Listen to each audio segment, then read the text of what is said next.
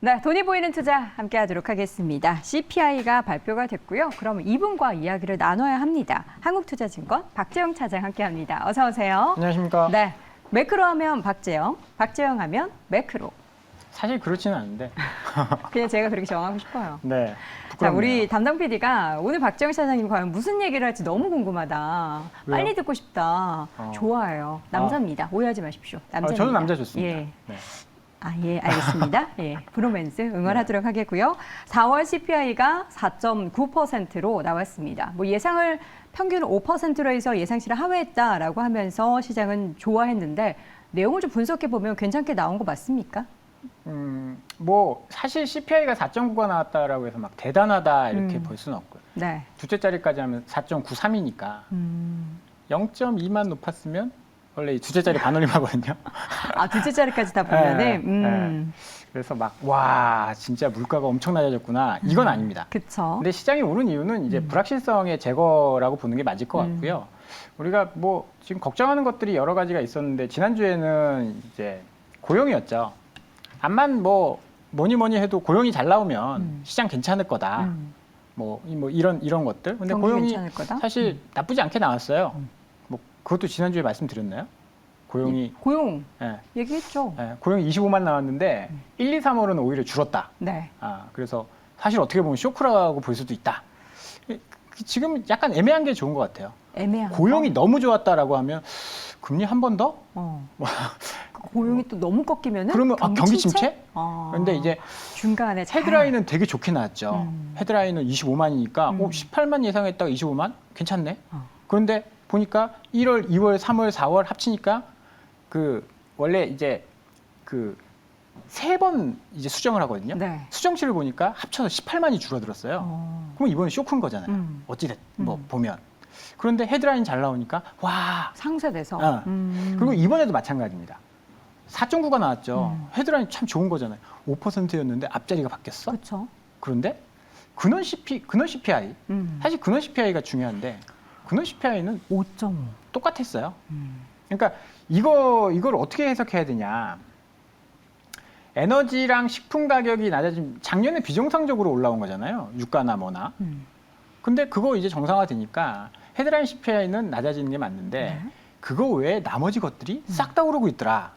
이렇게 평가를 할 수 있는 겁니다. 그렇죠. 인플레이션의 확장. 그렇죠. 지금 보면 지금 3월에 이게 CPI가 떨어지는 것 중에 하나가 주택 가격의 영향을 지금 많이 받고 있거든요. 쉴터가 많이 꺾이고 있다면서요? 그렇죠. 3월 달에 이제 전월 대비입니다. 0.56% 올라서 굉장히 많이 낮아졌죠. 네.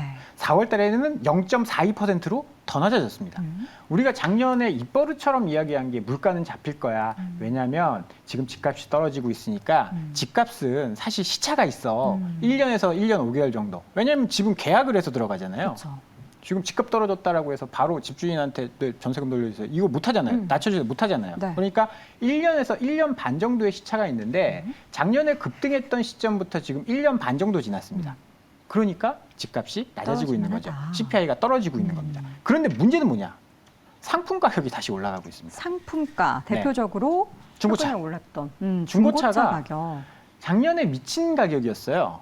그때도 신차보다 막 문제였죠. 신차보다 가격이 높았잖아요. 맞아요. 이건 진짜 미쳤다라고 표현할 수 있는 정도의 정말 비상식적인 가격이었는데 그게 또 많이 떨어지다가 다시 올라갔습니다. 왜 올라가죠? 수요가 늘어나나요? 지금 기업들 실적 보면 이익이 줄어들었지 매출이 줄어들고 있지는 않잖아요. 그러니까 경기 안 좋아질 거야. 다들 허리띠 졸라맬 거야 하지만 어디에도 그런 시그널들이 거의 안 나와가지고. 그게 왜 그러냐면 상품가가 왜 올라갈까요? 사람들이 돈이 있기 때문에 그렇습니다. 아직도 있다. 네, 사람들은 왜 돈이 있을까요? 임금이 올라가서 그런 것도 있지만 일을 다시 해서. 일을 다시 해서. 왜냐하면 내가 사실 물가가 올라도 먹고 쓰고 여행 가고 다 하잖아요. 하죠. 월급이 따박따박 들어오면. 네. 그런데 갑자기 내가 실업자가 되면 허리띠 졸라매야죠. 통장에 돈이 있더라도 돈을 안 쓰게 됩니다. 그렇죠. 그런데 지금 고용이 계속 좋다 보니까 소비가 어느 정도 안정화되고 소비를 또 쉽게 못 줄여요. 사람들이 쓰던 거 경기가 안 좋아졌으니까 내가 소비 갑자기 줄여야지. 이거 안 되는 망하지 다이어트랑 않는 이상. 다이어트랑 똑같습니다. 네. 뭐 하루 이틀 정도는 할 수 있겠죠. 근데 시간이 지나면 다시 돌아오거든요. 맞아요. 이것 때문에 지금 상품 가격이 올라가고 있다는 겁니다. 이거는 약간 우리 입장에서는 좀 찝찝할 수 있는 문제인데요. 상품 가격이 올라가면 결국은 수요를 둔화시킬 수 있는. 가격이 올라가기 때문에 그에 네. 따른 부담으로 인하여 그렇죠. 수요는 결국에는 둔화될 것이다. 이것도 시차가 조금 걸릴 수 있을 것 같아요. 아. 왜냐하면 이 패턴이 변하는데 시간이 좀 걸리니까 음. 결국은 이렇게 작년에는 이제 공급 측에서 유발된 인플레이션이었잖아요. 공급이 없다 보니까 네. 이제 가격이 올라간 건데 이번엔 수요가 괜찮아서 인플레이션이 발생하고 있다가 가격이 계속 오르다 보면 수요가 수요도 꺾여서 좀 꺾일 수 있겠다. 그럼 인플레이션은 더 완화될 수 있는 그렇죠. 그런데 경기는 좀 더 안 좋아질 수 거네요? 있는 신체로. 그런 상황이 돼서 이번에 CPI는 조금 애매하다. 그래서 뭐 고용도 그렇고 CPI도 그렇고 완연하게 뭔가 진짜 뭐 해결될 만한 이런 상황은 아니다. 그래서 저는 지금 뭐 이 최근에 주식 상황을 보면 매크로를 보고 투자를 하면 안 된다. 제가 지난번에 나와서도 제가 매크로 얘기 많이 하지만 매크로를 보면 네. 투자를 못 한다라고 이야기를 하고 방향성은 너무 어려워요. 바텀업으로 가자라는 말씀을 많이 드렸어요. 탑다운은 안 되니까 네, 네. 바텀업으로 가자라는 말씀을 많이 드렸는데 지금 1분기 어닝 시즌이 거의 끝나가고 있죠. 네. 이번 주면 끝날 겁니다. 아마 다음 주에 발표하는 기업들은 다 굉장히 소형 종목이어서 아무 의미 없을 것 같고 70% 정도가 실적을 발표를 했는데요.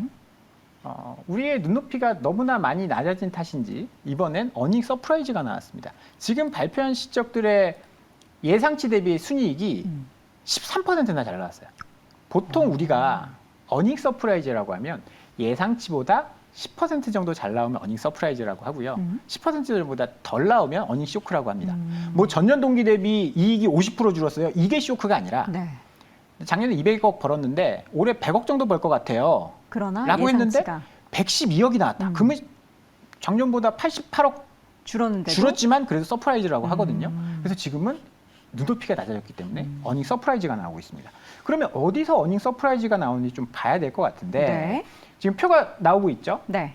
왼쪽에 있는 게 어닝 서프라이즈가 나온 쪽입니다. 호텔, 레저, 유틸리티, 기계, 증권, 철강, IT, 가전 이런 쪽에서 호텔 레저 같은 경우에 눈높이가 굉장히 많이 낮아져 있는 상황이었을 거고 지금 뭐 기계나 자동차 주가가 굉장히 좋잖아요. 그렇죠. 저기 점이 보이시는지 모르겠어요. 회색 점이 있습니다. 네. 저거는 주가가 얼마나 올랐느냐, 수익률. 한 달 동안의 수익률. 그래서 저 표에서 굉장히 중요한 건 뭐냐면요. 지금 주도주가 어떤 거냐. 실적이 좋은데 주가도 잘 가는 거. 실적이 좋은데 주가 잘 가는 게 지금 기계와 자동차가 딱 눈에 띄고요. 그렇죠. 실적이 좋은데 주가는 좀 못 갔던 거는 오히려 유틸리티 쪽이나 IT 가전 쪽도 보이고 호텔 레저 쪽도 이미 올라서 그런지 좀 못 갔네요. 그렇죠. 근데 저는 제가 보는 주식시장은 그렇습니다. 가는 놈이 계속 간다. 우리가 1, 2, 3월에 한번 경험을 했잖아요. 2차 전지는 비싸, 많이 올랐어, 비싸, 뭐 이익이 좀 덜 나와도 계속 올라가잖아요. 네. 주도주가 끌고 가는 거죠. 그러면 지금의 주도주는 뭐냐? 자동차와 기계가 될 가능성이 있다라는 거죠. 1분기 어닝으로 봤을 때. 네. 그리고 우리가 중요한 게 뭐냐면요. 그래 1분기 실적 이제 다 발표했으니까 끝났잖아. 다 반영된 거 아니야? 네. 주식은 선반영이고 막 그렇게 빨리 반영하는데 네. 다 끝난 거 아니야? 라고 이야기할 수도 있는데 그러면 중요한 건 2분기는 어떤데? 라는 걸 봐야 되는 거죠. 네. 지금 우리가 이익에 대한 추정치가 계속 낮아져 왔어요. 우리 돈 못 벌 것 같아요. 애널리스트가. 우리 업종 돈 못 벌 것 같아요. 네. 계속 추정치를 낮췄어요. 그런데 드디어 이게 올라가기 시작했습니다. 1분기 실적 서프라이즈가 나오고 네. 애널리스트도 사람이잖아요. 점쟁이가 아니지 않습니까? 자기가 이렇게 계속 틀리다 보니까 조금 이건 올리는 엄청 거야, 낮췄는데 또 틀렸네. 이번에는 더 잘 나오네. 네. 그러니까 다음 분기에는 이거를 추정치를 좀 더 높이게 된 거죠. 조금 장밋빛으로 보고 있다라고 생각해야 되나요? 그럼 이거보다 우리 눈높이 좀 낮춰야 되나? 장밋빛으로 보기 시작했다. 그러니까 너무 장밋빛으로 봤을 때는 네. 좀 조심을 해야 되는 거고 네. 너무 비관적으로 보다가 이제 바꾸기 시작했구나. 그럴 때는 주식을 사기 굉장히 좋은 타임입니다. 그러면 어느 업종들이 좋아지고 있냐? 여기도 마찬가지예요. 자동차, 기계, 운송. 우승이면 조선인가요? 아니요. 운송은 해운이나 뭐 이런 것들 해운? 이야기를 하는 거죠. 증권 조선도 조선 따로 있는데 있네요. 사실 저는 이게 증권 같은 경우에는 네. 뭐 아까도 언급했지만 SG 증권 사태가 사태. 일어났잖아요. 그래서 조금 조심을 해야 된다. 조선 그래 이익 좋은 거 알겠는데 너희 언제까지 갈 수 있을 것 같아? 지금 수주를 다 뺏기고 중국한테 다 뺏기고 있거든요. 최근 나온 수주는 70% 중국이 가져가고 있습니다. 물론 이제 우리가 도크가 많이 찼기 때문에 그런 걸 수도 있지만 조선 같은 경우에는 실적보다는 수주가 중요하다라는 저는 이제 신규 추가 수주가 네. 더 있어야 되는데 거기에 약간 대해서 옛날 아쉽다. 사람이라서 제가 2008년도에 한번 조선에 당한 경험이 있어서 네. 이 실적 이렇게 좋은데 주가는 왜 4년 5년 근데 떨어졌을까? 반대로 조선주 쪽 담당하시는 분들은 말씀해 주신 것처럼 우리는 이미 정말 몇 년치 실적, 몇 년치 만들어야 되는 양을 다 받아놨기 때문에 더 받고 싶어도 못 받겠다는 거예요. 그러니까 거기가 한계라는 겁니다. 굳이 더 할 수 있는 업종들이 많은데 네. 굳이 그런 업종에 손댈 오케이, 필요는 알겠습니다. 없고 자동차, 기계 이런 쪽들이 1분기 어닝 시즌에 굉장히 좋았고 2분기에도 추정치가 좋아지고 있다라는 것들은 당분간은 네. 주도주의 역할을 차지할 가능성이 있다라는 거죠. 현대차, 기아 지금 신고가잖아요. 그렇죠. 신고가 갔으니까 이제 더 이상 못 갈 것 같아. 이런 생각을 하기에는 지금 시장은 약간 압축하는 경향이 있습니다. 1분기에 2차 전지처럼. 왜냐하면 더 투자할 게 없거든요.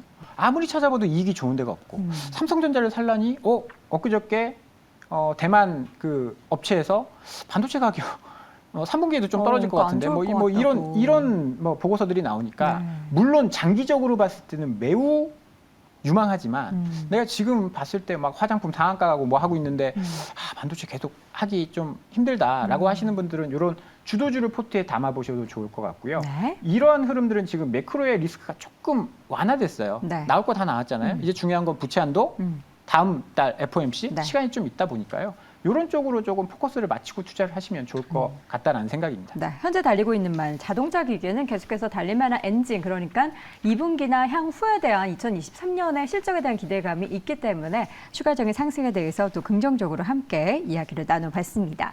자, 이렇게 해서 오늘 이 시간 한국투자증권 박재영 차장 함께했습니다. 차장님 고맙습니다. 감사합니다.